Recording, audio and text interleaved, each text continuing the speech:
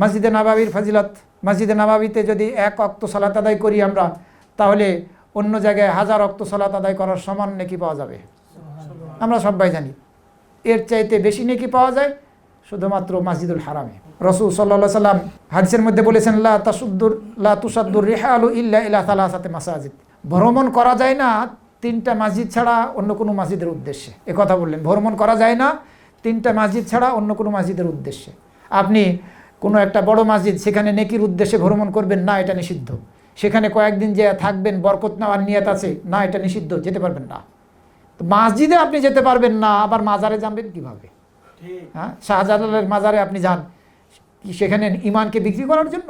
আমাদের দেশের এই যারা নির্বাচন করতে যায়, এই বিভিন্ন দলের লোকেরা আগে ওই শাহজালালে ইমান বিক্রি করে আসে, এরপরে নির্বাচনী কার্যক্রম শুরু করে থাকে।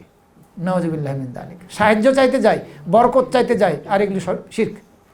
3টি মসজিদ ছাড়া অন্য কোনো মসজিদের উদ্দেশ্যে বরকত নেওয়ার উদ্দেশ্যে যাওয়া যায় না। একটি হচ্ছে মসজিদুল হারাম, যেটি মক্কার মসজিদ, সেখানে একটি সালাত আদায় করলে অন্য জায়গায় 1 লক্ষ সালাত আদায় করার চাইতেও বেশি উত্তম। দ্বিতীয়টি হচ্ছে মসজিদুল নবী সাল্লাল্লাহু আলাইহি ওয়াসাল্লাম, মসজিদুর রাসূল সাল্লাল্লাহু আলাইহি ওয়াসাল্লাম, আর তৃতীয়টি হচ্ছে মসজিদুল আকসা। মসজিদুল আকসায় যদি আপনি একটি সালাত আদায় করেন, তাহলে অন্য জায়গায় 500 সালাতের চেয়েও সেটা উত্তম হবে। 1 লক্ষ, 1000 আর 500, এরপরে যত সংখ্যা আছে সবগুলো দুর্বল। যত সংখ্যা আছে সবগুলো দুর্বল।